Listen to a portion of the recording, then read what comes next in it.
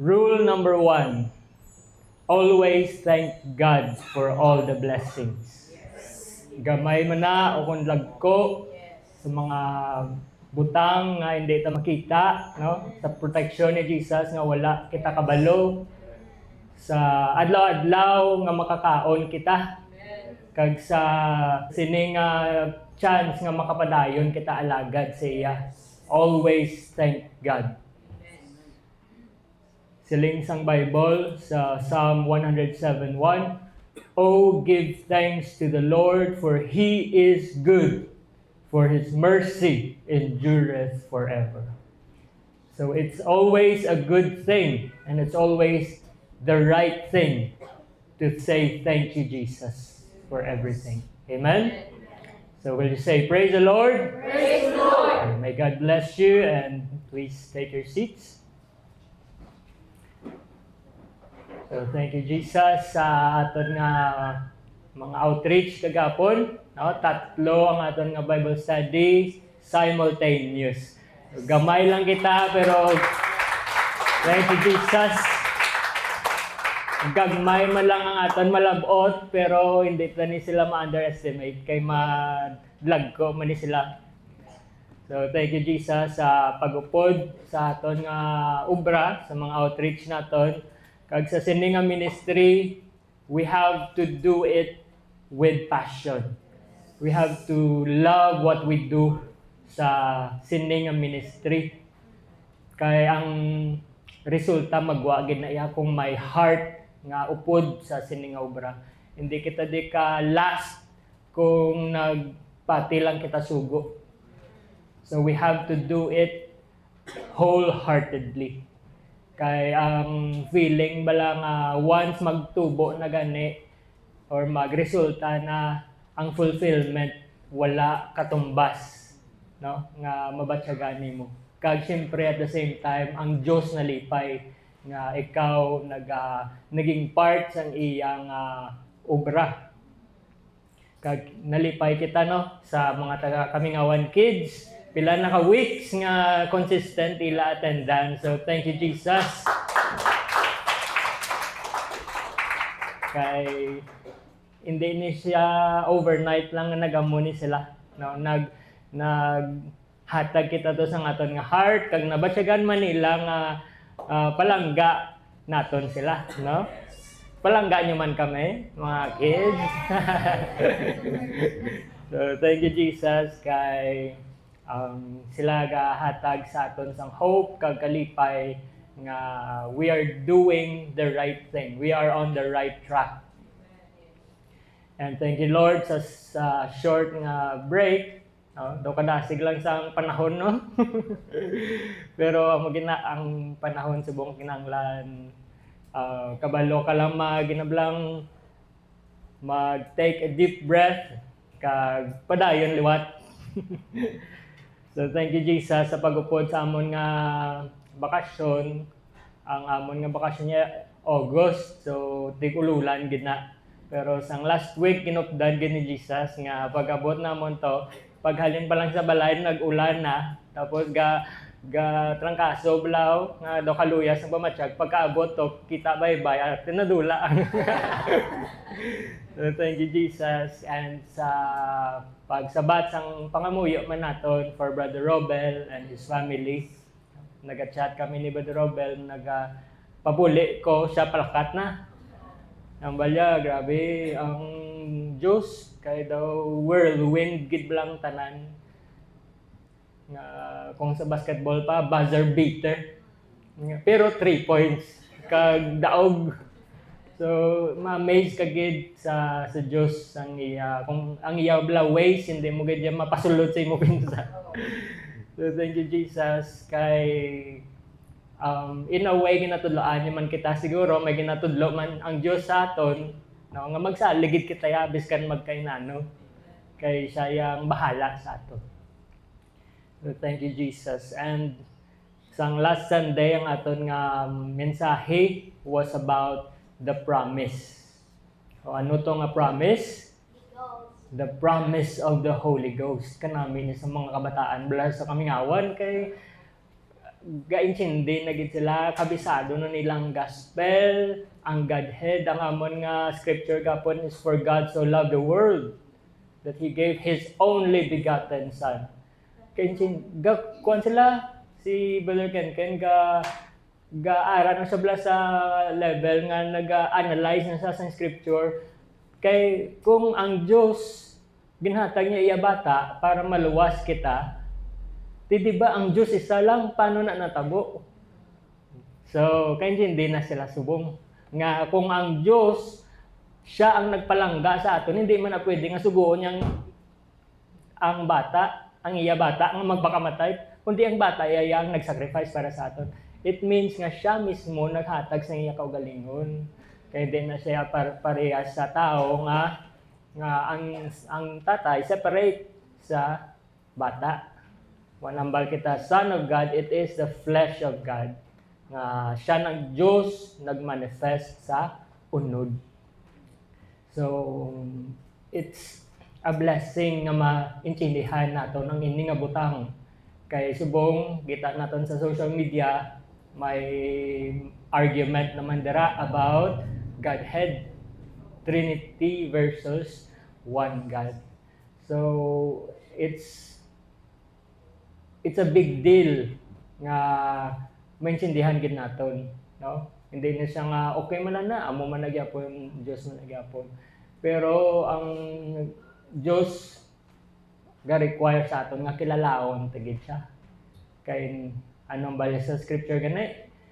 In flaming fire, taking vengeance on them that know not God and obey not the gospel. So kinahanglan tigid siya makilala. So last week, no, we talked about the promise of the Holy Ghost. Ang mutong promisa ni Jesus antes siya nagkayab balik sa langit. Sa Acts 2:17, in the last days I will pour out of my spirit upon all flesh. Ihatag niya ang iya espiritu sa tanan, all flesh. Hindi lang para sa mga apostles, sa mga disciples, ang buhay pa si Jesus, but para sa tanan nga tao. Unfortunately, hindi tanan gusto magbaton sang iya espiritu or hindi tanan ready magbaton sang iya espiritu. It's like a gift nga kung may regalo nga ihatag sa imo, pero kung wala mo ginpangayo kag wala mo ginbaton, hindi mo na siya maangkon.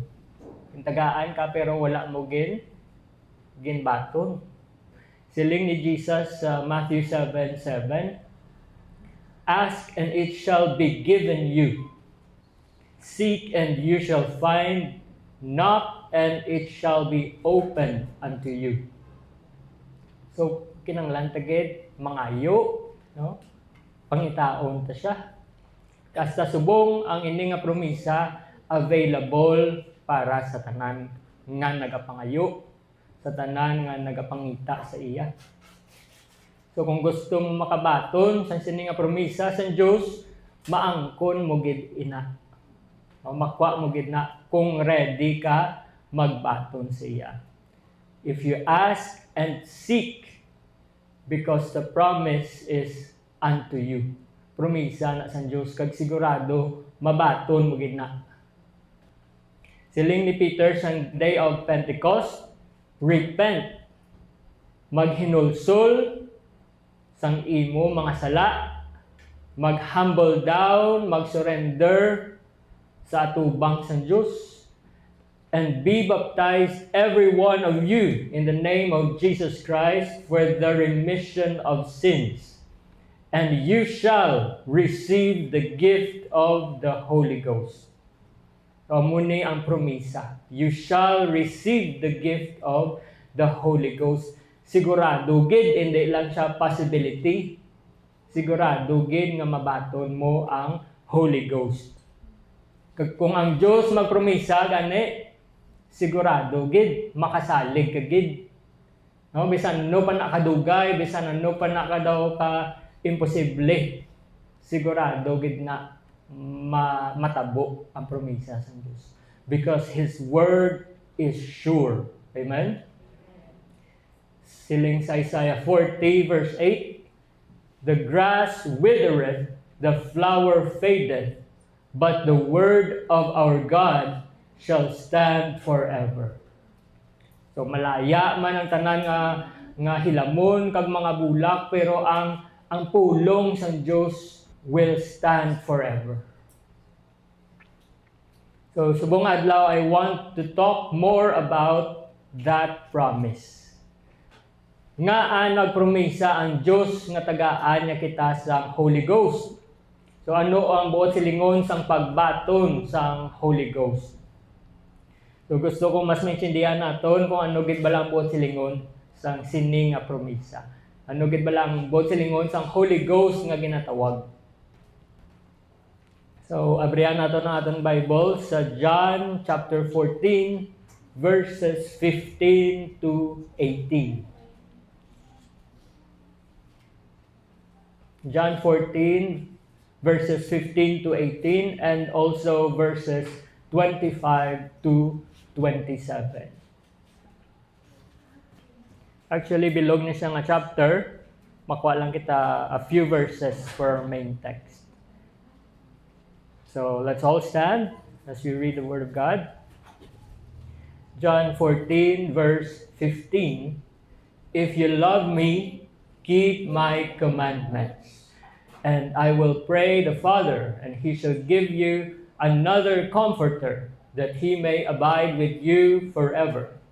Even the Spirit of truth, whom the world cannot receive, because it seeth Him not, neither knoweth Him.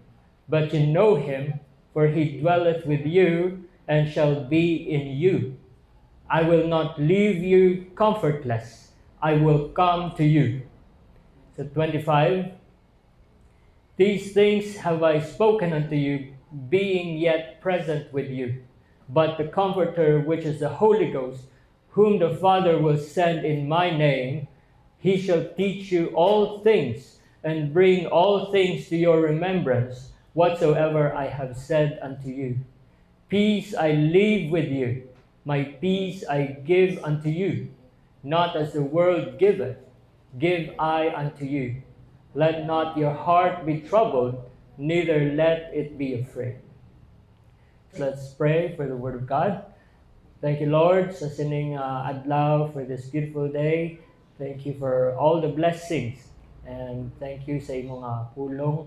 Thank you sa imong promisa, Jesus, na hindi mo kami pagpabayaan na ikaw magpadala sang comforter na kinahanglan namon para magbakod sa sining kabuhi. We pray, Lord, nga i-bless mo ang ining adlaw. Bless everyone nga ay diri pagi sa imong presensya and pagi sa imong pulong. Kabay pa nga ang imong espiritu magpatunga gid sa sining lugar. And let your presence touch everyone and fill every space sa sining lugar, Jesus. We give you all the glory and honor. In Jesus' name we pray. Amen. So thank you, Jesus. Please take your seats.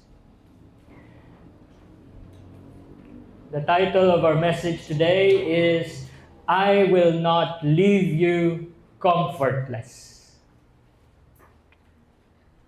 So, buot silingon, si Jesus nag-aambal sa aton, hindi ta kamo pagbayaan nga comfortless or nag-aisahanon. So, subong mga kabataan, bata pa lang, kapangita na comfort, no, sa iban. Kag ang ending sa laang mapangayuan nila sang comfort. Now nga naghambal si Jesus sini nga ginhatag niya ni nga promisa sa chapter 14 sang John. Si Jesus nagapamilin-bilin na diri sa iyang mga disciples. Kag sang naghambal siya diri sa sini nga time after na ni sang Last Supper, part pa ni sang Last Supper. So it's just a few hours before dakpon si Jesus. So, di ba kasubo kung farewell time na, no? Mag-goodbye na sila kay Jesus. Kasubo kung mag-goodbye na kita sa isa ka tao nga malapit sa imo, no, Sister Lynn? Sa tao nga upod mo gid kada adlaw, sa tao nga palangga mo, especially kung ang ikaw ba may separation anxiety. So may mga tao nga amo na may separation anxiety. So una kung mag-graduation na nabala, especially kung high school, grabe ng drama-drama gid sa una may ibi-ibi sa mga estudyante. Kay isang una nga time, sa amon nga time, wala pa na uso ang cellphone, kag wala pa na video, wala pa na Facebook. So magambal kaya goodbye ginaya so may ibi gid. So amon na ka emotional sa una mag-goodbye sa high school. Ambot subong kung mag-graduation, kung gaybi-ibi man guro gyapon, kasubuan man guro gyapon, pero pagkatapos ng graduation, kita ay man gyapon video call dugay-dugay dawara ka lang. So, intindiyon naton sa sining istorya ang balatyagon sa mga disciples at that time sa ginabalan sila ni Jesus. No, sang kapamilin-bilin na si Jesus. Nakaupod ni Jesus ang iyang mga disciples for a few years.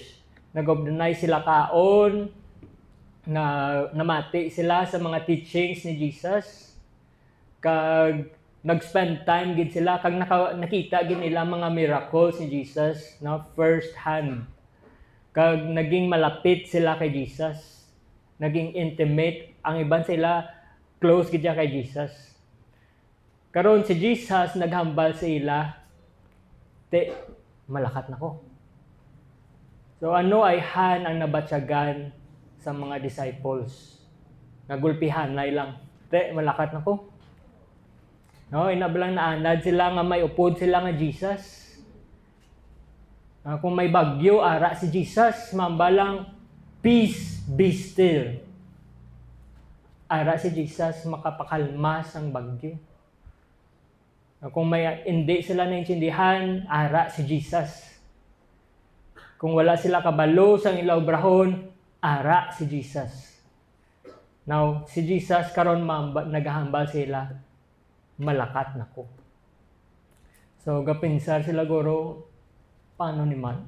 Kaya taniyahan, wala na si Jesus. Masarangan taniyahan. So, sa verse 1 sa chapter 14, siling ni Jesus, let not your heart be troubled. You believe in God, believe also in me. So, ang bali Jesus, hindi ka mo magkabalaka. Let not your heart be troubled.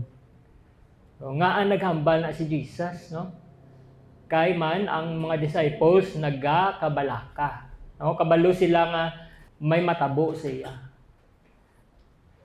So verse 2, in my Father's house are many mansions. If it were not so, I would have told you. I go to prepare a place for you. So, mapadiin ko no si Jesus, malakat siya para magpreparar sang lugar para sa iyang mga disciples. In my Father's house are many mansions. But silingon, bisan damo pa kita itong magkadto sa lugar ni Jesus nga dalaan sa aton, makaigo kita dito. Kay kadamo sang mansions nga ginapreparar sa aton si Jesus. O, kung diri sa kalibutan, kamahal sang house and lot. Low cost pa lang na gani, mahal na, no? So, ano braw na to? Bawi kita sa next life. O pakabuot kita, no? Magsunod kita kay Jesus para sa bisan sa sunod na malang kabuhi, may mansion kita dito. Kag mas importante nga i-secure naton ang sunod nga kabuhi. Kay ang eternity wala na ya katapusan, ang aton kabuhi sa sini nga kalibutan, kalipot lang gid katama. Daw san lang to baby pa ko, subong baby face.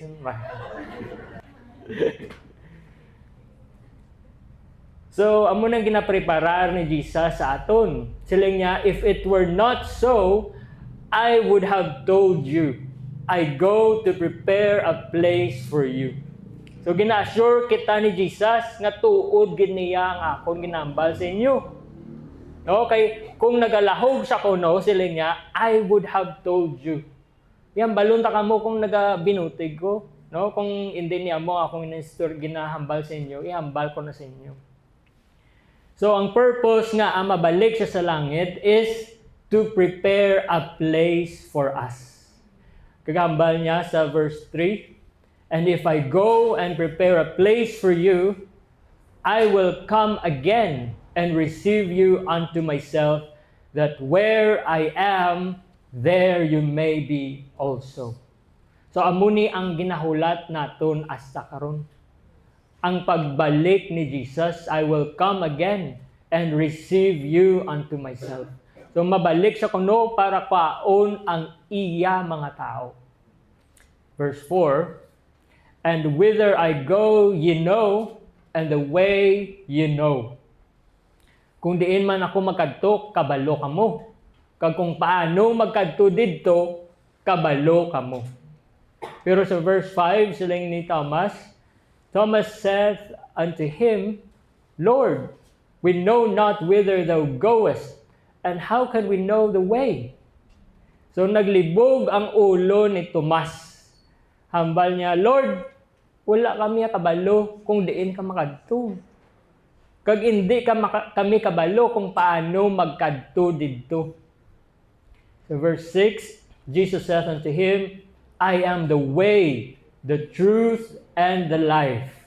No man cometh unto the Father but by me. Hambal ni Jesus, ako ang alagyan, ako ang kamatuoran, kag ang kabuhi. Wala sang may makalabot o makakadto sa amay kung hindi paagi sa akon.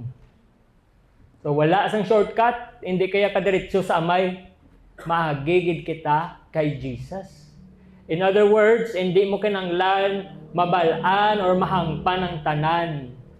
Ang kinanglan mo si Jesus. Kay siya ang alagyan.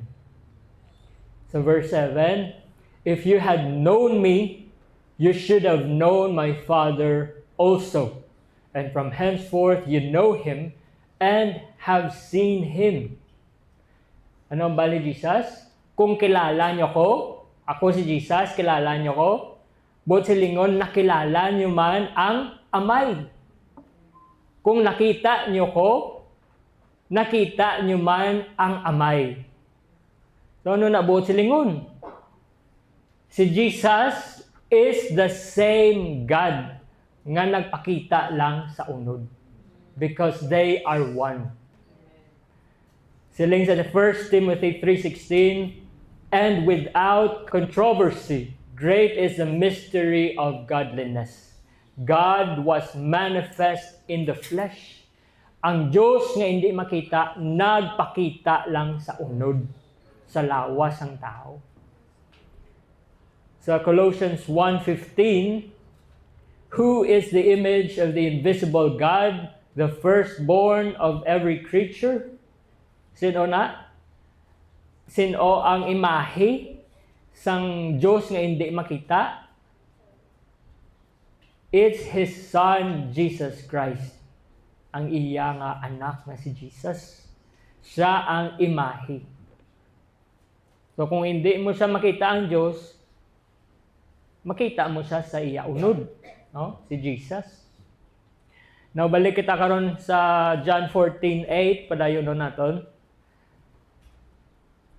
So na si Tomas to na namangkot siya, Lord, paano kami makalabot sa kadtuan mo? Karon si Philip sa verse 8, Philip saith unto him, Lord, show us the Father, and it sufficeth us. Namambalik Philip, Lord, ipakita sa amon ang amay.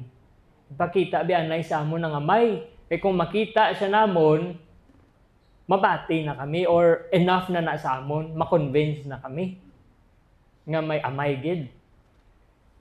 Ano ang bali Jesus? Verse 9, Jesus says unto him, have I been so long time with you, and yet Hast thou not known me, Philip?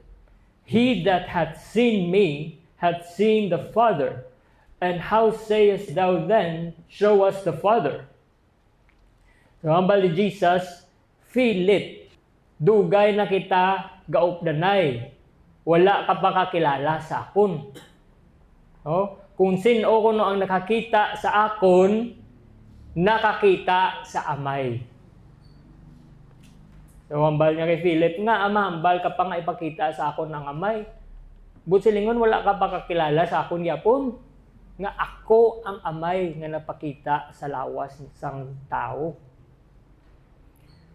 So, muna ang balantayan natin mga kauturan, we can know about Jesus and yet not really know Jesus. Si Philip, lawig nang upod niya kay Jesus. Kabati man siya sa mga teachings ni Jesus. Witness man siya sa mga miracles ni Jesus. Pero hindi niya pa completely kilala gid si Jesus. Kung sino si Jesus. So, muna sa church, no? Mga kauturan, pwede kita makapamati sa pulong sa Diyos, pwede kita damo, kita nabalaan ng scriptures about Jesus, and yet, kilala tagid siya bala. So verse 10, believest thou not that I am in the Father, and the Father in me? The words that I speak unto you, I speak not of myself, but the Father that dwelleth in me, He doeth the works. So, ang bal ni Jesus, wala ka bala nagapati nga ako yara sa amay, kag ang amay yara sa akon. Ang mga pulong nga ginhambal ko sa imo, wala ko ginahambal halin sa akon kaugalingon, kundi ang amay nga nagapuyo sa akon. Siya ang nagahimo sa mga buhat. Sa verse 11, believe me that I am in the Father, and the Father in me, or else believe me for the very work's sake. So magpati ka mo sa akon, nga ako yara sa amay, kag ang amay yara sa akon. O kung bisa na lang sa mga buhat nga ginahimo nakon, magpati ka mo. Verse 12, verily, verily, I say unto you, he that believeth on me, kung sino kuno ang nakatuo kay Jesus, the works that I do, shall he do also. And greater works than these shall he do, because I go unto my Father. So, pwede taman kuno mahimo ang nahimo ni Jesus, kag mas sobra pa, or mas dako pa. So, imagine ang power nga ginbilin ni Jesus sa aton. Kung ano ka amazing sa miracles yung ginpakita ni Jesus, ano ang bali sa aton? We can do also, and greater works than these shall we do. So 13, and whatsoever you shall ask in my name, that will I do, that the Father may be glorified in the Son. If you shall ask anything in my name, I will do it. Bisan ano ang aton pangayoon paagi sa iyang ngalan, himuon niya para mag-glorify ang amay paagi sa anak. That's why kung mag-pray kita, kay sino ngalan ng aton ginagamit, mga kabataan? In Jesus' name. Amo na permi kita gahambal in Jesus' name. Magtapos kita pray, no? Kay ang power ara sa pangalan ni Jesus. Sa verse 15, favorite ni nga scripture ni Brother James. Ano ganin ni Brother James? Kaya ni memory verse. If you love me, keep my commandments. So kung palangga ta si Jesus, we have to keep His commandments. We have to obey Him. Because love is an action word. No? And actions speak louder than words. Hindi kaya kambal nga palangga ko si Jesus, pero gintulugan mo lang siya kung Sunday. Pero kung may katuan ka gani nga outing, aga pa, wala pa kabalo na ka muna. Verse 16, and I will pray the Father, and He shall give you another comforter, that He may abide with you forever. In other words, hambal ni Jesus, malakat ko, pero hindi ta kamo pagbayaan, kay may padala siya nga comforter. Hindi na yung comforter nga habol ha. Comforter. Someone nga maghatag sa imo sang comfort. So may padala siya nga comforter nga magupod sa iyang mga disciples forever. That He may abide with you forever. So, kabalo si Jesus nga hindi ni nila masarangan nga wala siya. In fact, kabalo siya sang kinanglan sang kada isa. Kabalo siya sa mga butang nga ginadala-dala sang kada isa. Sang aton mga kabugatan. Kabalo siya sa aton mga worries, mga frustrations naton, sa aton mga kasubo, mga kabugatan, sa aton balatsagon. That's why ginpromisa niya ni ang comforter. Kay amo ni ang kinanglan naton. So 17, even the Spirit of truth, whom the world cannot receive, because it seeth Him not, neither knoweth Him, but ye know Him, for He dwelleth with you, and shall be in you. So ginadescribe ni Jesus nga ang ining nga comforter is the Spirit of truth. Espiritu ni San Diyos nga magalid kag magatudlo sa tao sa kamatuoran. Siling dira, whom the world cannot receive, because it seeth Him not, neither knoweth Him. So, ang kalibutan, hindi siya makabaton sini. Hindi mo siya gali mabaton kung wala ka kabalo parte sa iya. No? Because it seeth Him not, neither knoweth Him. Kung wala ka knowledge parte sa iya. Kinanglan mo gid anay magpati sa iya before you can receive it. So, paano ka magpati sa iya? Paano ka magka-faith sa Diyos? By hearing the Word of God. So, kinanglan may magsugid gid anay sa imo parte sini nga butang. No, kinanglan mo anay makabati parte sa Holy Ghost. At kinanglan mo anay i-recognize that He is God. Diyos siya. Antes mo siya mabaton. Hindi bot silingon nga hindi niya gusto magbaton sa Holy Ghost ang mga unbelievers.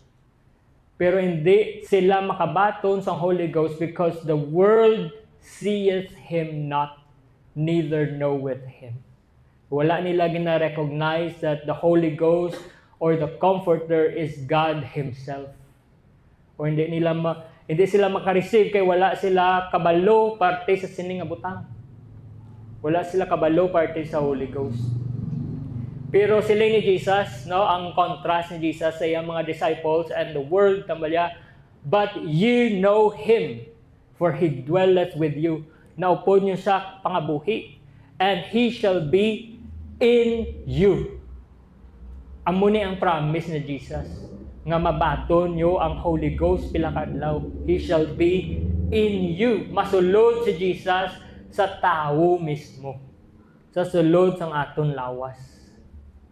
Siling ni Paul sa 1 Corinthians 6:19, know ye not that your body is the temple of the Holy Ghost, which is in you, which ye have of God, and you are not your own. So ang aton nga lawas, amo ni siya ang templo sang Holy Ghost, sa Espiritu sang Diyos. So muna ang plano sang Diyos nga magdwell sa aton temple. So hindi siya kontento nga tupad mo lang siya or upod mo lang siya. Gusto niya magsulod gid sa imong nga lawas. Hindi niya gusto nga mabatsagan mo lang ang iyang presensya. Gusto niya nga magsulod gid or magpuyo gid sa imo. So padayon nato no sa John 14:18. Siling dara, I will not leave you comfortless. I will come to you. So kabalo si Jesus nga lapit niya na lang bayaan ang iya mga disciples physically. Gaprepara na siya sa iya kamatayon kag pagbalik sa langit. So kabalo siya kung ano ang balatsagon sa iya mga disciples sa iya pagkadula. That's why he said, I will not leave you comfortless. I will come to you. So wala siya nagambal, you will never have problems. Ano ba niya? I will not leave you comfortless. I will come to you. So may mga problema man kita, no, sa aton kabuhi, but Jesus will be there. No, may mga times nga mahibi kita, hindi kita kasarang sa aton nga sitwasyon, but Jesus will be there. May mga adlaw nga budlay, struggle gid kaayo, but Jesus will be there. May mga times nga akig-akig ka na gid, but Jesus can be your comforter. Most of the time, kung ara ka sa mo nga sitwasyon nga daw malupok ka na gid, most of the time ikaw ang gina-change ang Diyos. So don't ever allow anyone to get the best of you. But silingon, hindi ka magpadala sa imo nga kaakig, hindi ka magpadala sa magpakontrol sa imo kaakig. Kay ikaw gid ang pierde. Amen? You may be in a difficult marriage, but Jesus can be your comforter. You may be in a toxic relationship, but Jesus can be your comforter. You may be dealing with pressure or even rejection, but Jesus can be your comforter. Kung ano man ang imo nga sitwasyon subong nga mabudlay, Jesus can be your comforter. So muna ang promisa ni Jesus nga ihatag niya sa aton. Na hindi niya gid kita pagbayaan. He will come to us paagi sa iyang espiritu. Now sa 26, but the Comforter, which is the Holy Ghost, whom the Father will send in my name. So, sino ang Comforter? Ang Holy Ghost, no? Which is the Holy Ghost? Ang Comforter kuno is the Holy Ghost. Kag anong iya pangalan sa Holy Ghost? Jesus, whom the Father will send in my name. Sino na yung naghahambalaw? Si Jesus. So, sino na yung Holy Ghost? Sino na yung Comforter? Si Jesus. Si Jesus mismo. Kay siya man ang naghambal sa mga disciples niya, hindi ta ka mo pagbayaan. Buot silingon, kung siya naghambal nga hindi ta ka mo pagbayaan, kag mag-send siya another spirit, lain na to. No? So, siya ang nag-promise, siya ang nag-assure sa aton, sa iya mga disciples, nga hindi siya nila pagbayaan. Now, ano ang obra sang Comforter sa aton or sang Holy Ghost? He shall teach you all things and bring all things to your remembrance whatsoever I have said unto you. So, ang Holy Ghost ang matudlo sa ila sang tanan nga butang. He shall teach you all things. Kag magpadumdum sa ila sa mga butang, nga gintudlo ni Jesus sa ila. So tandaan nato no, sa sining nga time ginapreparar ni Jesus ang iyang mga disciples sa time nga wala na siya. Kaya kung mapatay si Jesus, mapadayon ang iyang mga disciples preach. No, ang ila pagtudlo sa mga pulong ni Jesus mapadayon kag sigurado gid nga makasugata sila sa mga opposition, sa mga persecution. So, kinanglanon nila wisdom, kinanglanon nila guidance. Amo na ang bal ni Jesus, the Comforter shall teach you all things. So ang Comforter gali, or the Holy Ghost, is our teacher. Siya ang matudlo sa aton sa mga bagay nga budlay insindihon. Buligan ka sa Holy Ghost, mag-insindi sa pulong sa Diyos. Amo na kung mag-receive ka sa Holy Ghost, sa una, daw hindi ko ka-insindi magtuon sa Bible, pero kung maka-receive ka sa Holy Ghost, mas maintindihan mo, mas ma-open ang imo nga spiritual understanding. Tuluan niya ka mag-discern kung ano ang husto, kag kung ano ang hindi husto. Sa imo mga desisyon, tuluan niya man ka kung ano ang maayo, kag hindi maayo. No, that's why kinahanglan tang Holy Ghost. Hindi lang diri sa church, but sa aton adlaw-adlaw nga pangabuhi. And the Holy Ghost will bring all things to your remembrance whatsoever I have said unto you. So kabalogit si Jesus sang batasan sang tao nga ang tao ya malipaton gid. Sino di ang malipaton? Hubin ba? So kinahanglan naton sa Holy Ghost. We have to be filled with the Holy Ghost. No? Kaya ang isa ka obra sang Holy Ghost is to help us remember sa mga gintudlo sa aton ni Jesus. Sa mga ginatudlo diri sa church, sa mga pulong sa Diyos nga nabatian nimo. Buligan niya ka na recall sa mga nabatian mo sa una. Pero siyempre, kinanglan tagid anay mamati gid, no? Para may ipa-recall sa aton ang Holy Ghost. Kay karon kung may Holy Ghost ka na wala ka man nagbasa, na wala ka man namati Word of God, paano to ang din to i-rewind ni Jesus sa imo? Ano to ang i-replay niya sa imo memory kung wala unod, no?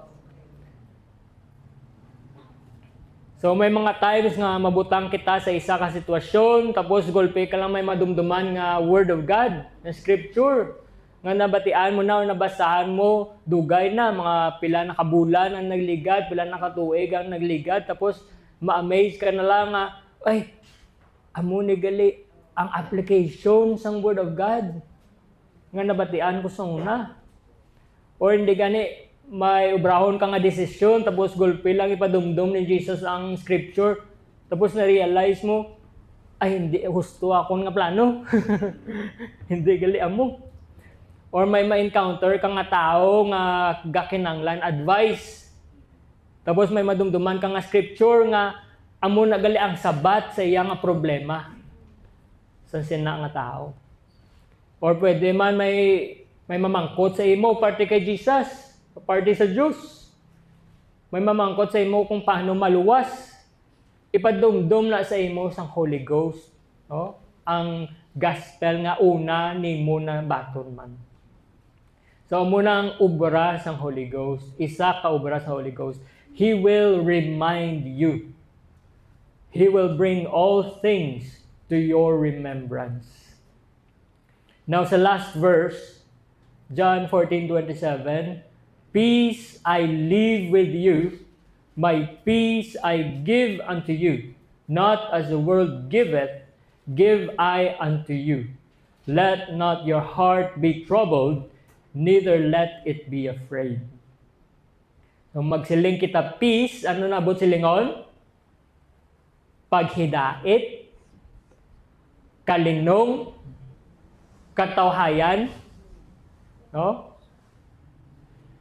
Kung ang kalibutan makahatag sa aton sang temporary nga peace or katawhayan, siling dira sa Scripture, ang peace nga ginahatag ni Jesus ya lain ni nga klase. No, hindi ka ang isang peace sa kalibutan, not as the world giveth. So most of the time, ang peace nga gina-offer sa kalibutan niya, may kapalit, may baylo. No, maging matawhay lang ang imo kabuhi kung damo ka kwarta. Kung wala ka kwarta, hindi tawhay mo pag sinalayo. Paano magdamo ang imo kwarta? It's either pangabudlayan mo gitudo or mag-obra ka sang hindi amo. So mahimo ka sang illegal or mangtapa ka sa ibang nga tao para maangat ka sa ila. So muna iya sa kalibutan. Pero ang peace nga gina-offer ni Jesus is a different kind of peace. Ang peace nga nagapabilin. Bisan ano pakabudlay sa imong sitwasyon, bisan may problema ka pa, may ara kaya gyapon peace of mind. Bisan broken ka pa, may ara ka gyapon peace of mind, maara ka assurance sa Ginoo. Kag matingala na lang iban nga tao sa palibot mga grabe na bali si Brother Jose, magwa na siya sa The Good Shepherd, pero ma-contain niya pa iya emosyon. No? Si Juan na bala daw, wala na kuya kakita siya nga ng problema na siya. No? Amo na dapat kung may Holy Ghost kita, mabatyagan sa ibang nga tao ang peace nga ara sa aton. Amo na kinalain naton. Dapat hindi kita permi boringot.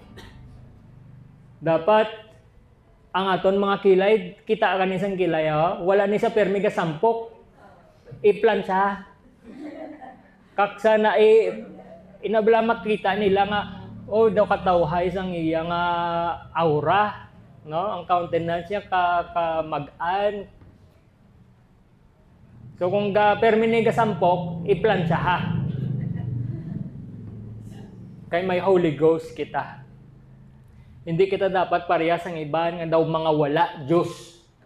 No, permi lang negative, permi lang akig, permi lang reklamo, permi lang ga-worry, nga maano na lang ko ni. Permi lang nakulbaan, nga daw wala Diyos. Sila ni Jesus, let not your heart be troubled, neither let it be afraid. Hindi ka mo magkabalaka. Hindi ka mo mahadlok. Kayo po nyo ko, bisan hindi nyo ko makita. I will not leave you comfortless. So, kada mo gali isang purpose ng Holy Ghost sa kabuhi, no? Actually, damo pa ni. Nag-focus lang kita subong sa duwa ka roles ng Holy Ghost sa sininga chapter sa John. So, duwa ka roles ang Holy Ghost. The Holy Ghost as our comforter and as our teacher. Amo niyang gin-promise sa aton ni Jesus nga ihatag niya sa aton. Kay kabalo siya nga without Him, we can do nothing. Wala gid kita may maobra, wala gid kita may malabot, hindi ta ni kaya, hindi ta ni masarangan kung wala si Jesus. Bisan ano pang tinguha naton, bisan ano pang kayaban naton, it will be nothing without Him. It will be nothing without the Comforter. You can try, pwede ka testing, magpaninguha ka nga ikaw lang, but eventually you will realize, I need God. I need the Comforter. I need Jesus. I need the Holy Ghost. So, mga kauturan, kabay pa, na-remind kita, no? Subong adlaw, sang sini nga promisa ni Jesus, that I will not leave you comfortless. Sa mga taong kakabugatan, mga nasubuan, I will not leave you comfortless. Sa mga kasakitan, sa mga nag-struggle, sa mga may mga problema, I will not leave you comfortless. Sa mga naluyahan, sa mga discouraged, I will not leave you comfortless. Kagbisan pa sa mga tao nga wala sang problema, bisan malipayon ka pa subong, bisan okay ka pa subong, we still need the Comforter. Kaya hindi talang siya kinanglanon kung may problema kita. No, kinanglan ta ang Comforter adlaw-adlaw. Sa aton pagdesisyon, sa aton pamilya, sa aton trabaho, sa aton eskwelahan, no, no, sa pagpadayon naton sa kabuhi, we need the Comforter. Kabalo si Jesus nga kinanglano naton siya. Kabalo siya nga may mga adlaw nga maluyahan kita. May mga adlaw nga mahibi kita. May mga adlaw nga hindi naton maintindihan ang nagakalatabo. Amo na gina-sure kita ni Jesus that He will not leave us comfortless. He will come to us. Amen? So thank you, Jesus. And that's the Word of God. May God bless everyone.